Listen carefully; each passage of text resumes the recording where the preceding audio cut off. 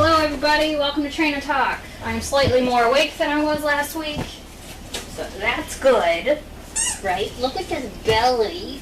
Yeah. And since last week I have taken a few more dogs out training, so that's good.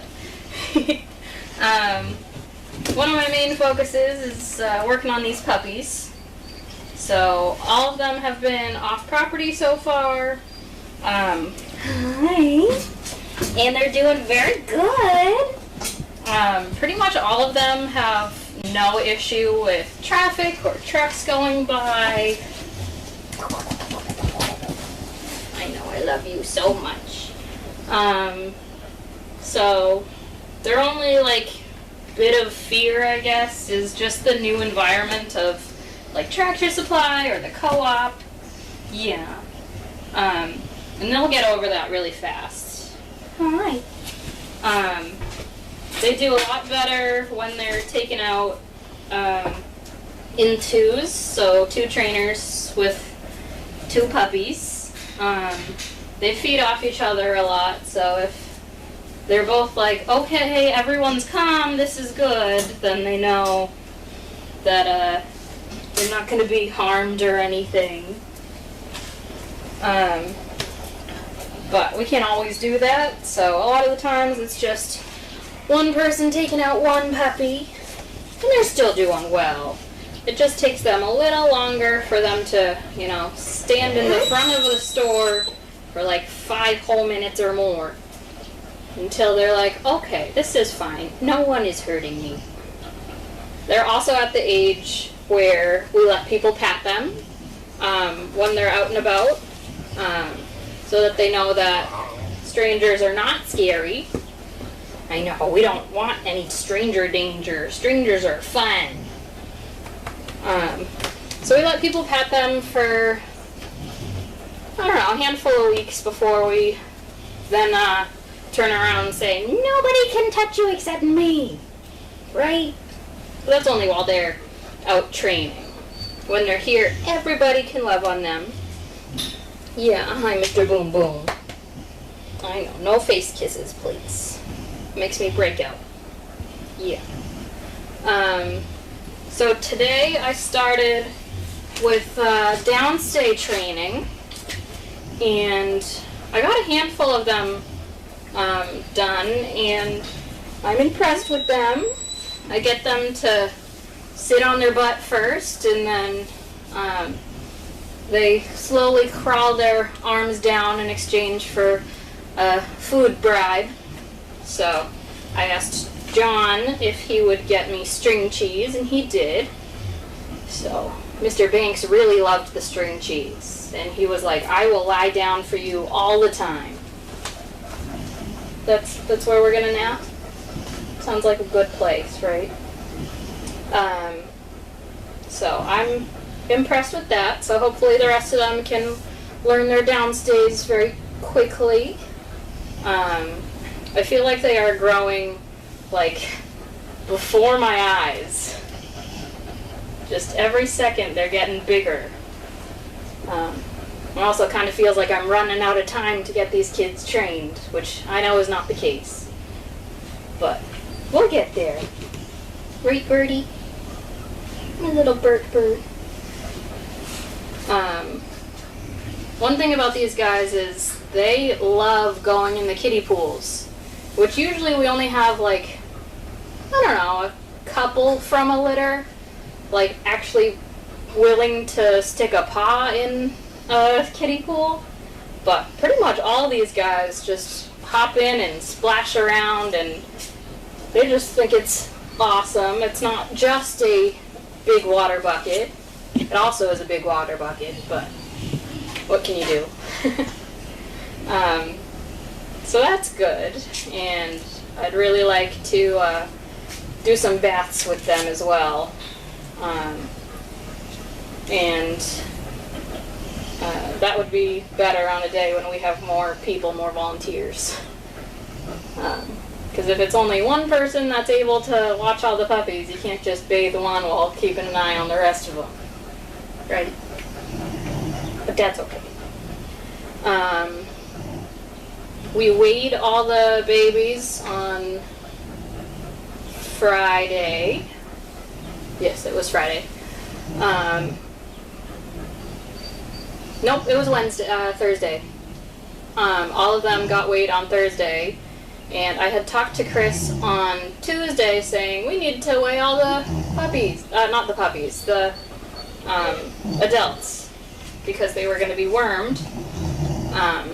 And then no one said anything on Thursday. I didn't see any evidence that the adults were weighed.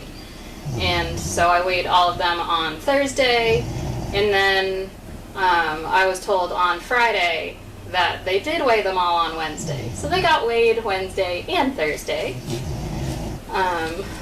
So that was a lot of fun for nothing. No, it was good for them. And then they all got their dewormer, and I did not see any evidence that there were any dead parasites in their poop afterwards, so that's good. It means that there weren't any to begin with, so we just wormed them as a, precaution. There's so much snoring out here. Yeah.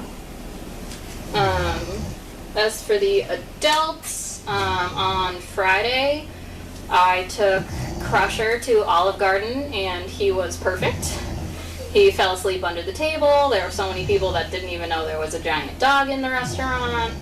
And he just was so good. Pretty much all the tribbles are very good at downstays. They like lying down. But even when we got up, he helped me up from my chair, and then we were walking right next to tables that had a bunch of food on them, even on the edge, and he didn't look at the food once. He was just so professional. And I'm so proud of that big boy. I'm going to check Explore Chat, see if you guys have any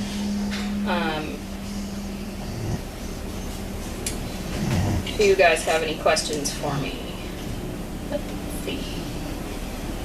Explore.org.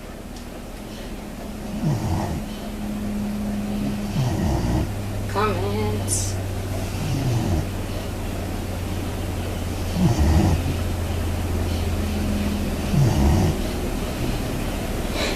If SDP were donated proceeds from the multi-million lottery, what type of pool would I construct for the pups? It would definitely be one of those, like, 0-point entry pools. That would probably go, 3 or 4 feet deep. We don't really have anything for the dogs to actually swim in, so it'd be very interesting to see if these puppies that love splashing in the water, if they'd actually be interested in swimming. So I would definitely do that. And of course, you'd need to have, lifeguards, so we'd all be able to swim in it too on these wicked hot days like today. So I love dreaming like that. A couple years ago, I came up with the fantasy of, okay, I'm gonna get one of those like inflatable pools, like that are, you can actually like kind of swim in, and then I'm gonna put it in Tanner's barn, because back then we weren't using it, and I just would fantasize about that. I was like, no one would know, it's fine. Never did it, obviously, but on these wicked hot days, man, I'd love a pool. I remember Pam would go to Hood Pond on really hot days and just jump in and then walk back up the driveway and continue working.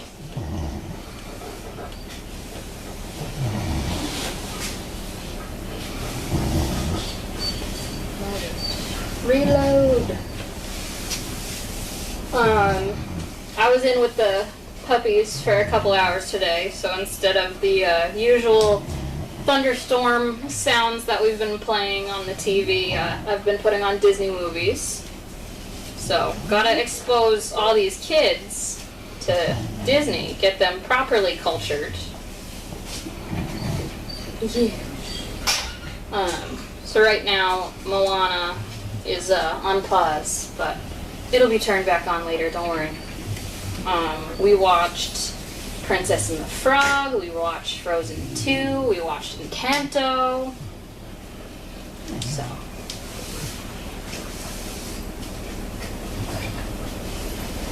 It'd be really sad if, after all this, the sound actually wasn't on. Alright. I'm not seeing any questions. Let's see. Earlier I tried to do recall training with Sister and Spock in the pond, but they were not interested in playing and just wanted the food in my hands. So they didn't really walk away.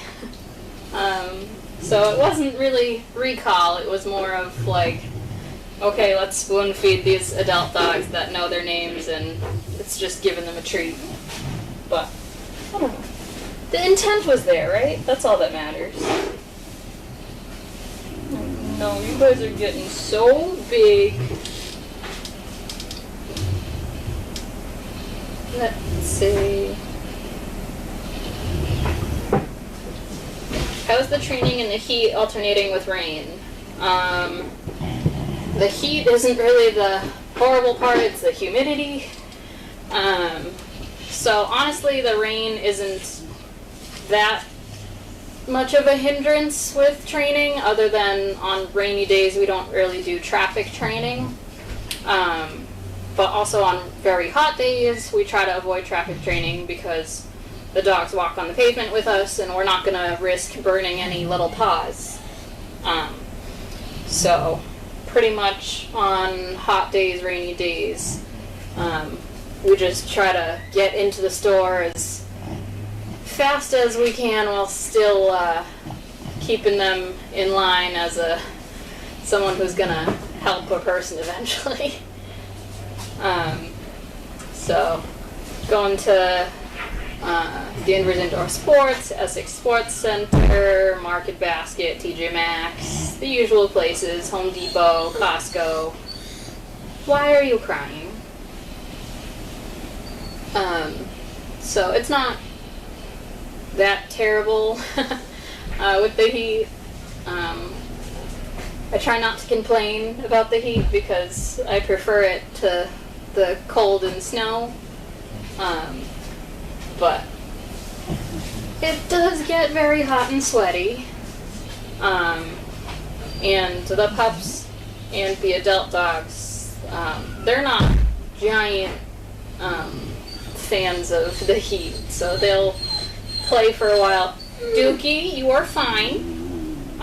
They'll play for a while, but then they'll go inside and nap and lay on the cool cement floor as opposed to their beds, so that they can try to cool down a little bit more. What is the best way to redirect the pups when they get over exuberant?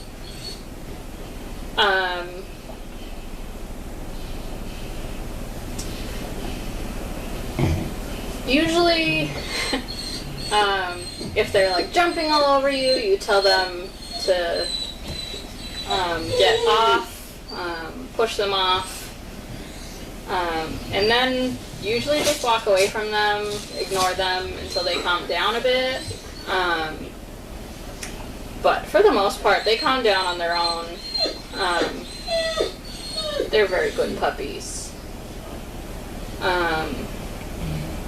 What training do I try to get done over the summer that is unique to the season? On cooler days or earlier in the mornings, summer is a nice time to do traffic work.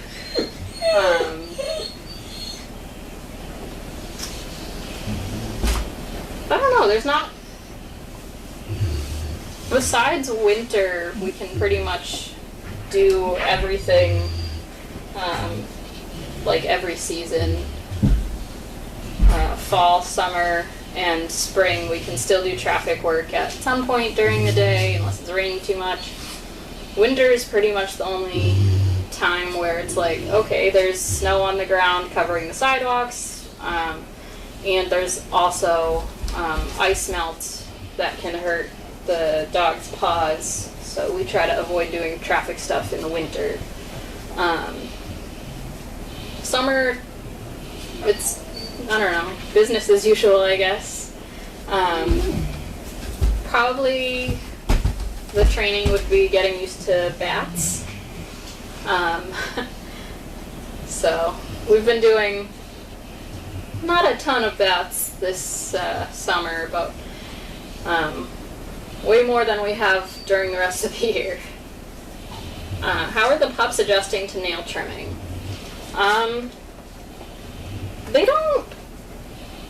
They're not terrified of it. They just prefer that their paws aren't touched and that their nails aren't clipped.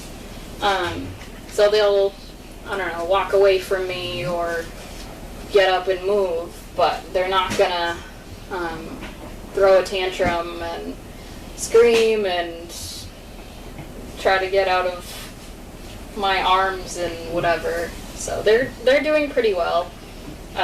It was a goal from the beginning of this litter to have people touch their feet and get them used to that. And I've definitely been slacking a bit on the nail trimming, but it's still enough that they are used to it weekly or every other week. So they're getting used to it. I'd love them to get to the point where they just will lie there and let me clip their nails. So hopefully that will happen. I just did Duke's nails and he was absolutely perfect. So hopefully these guys can live up to being like Duke.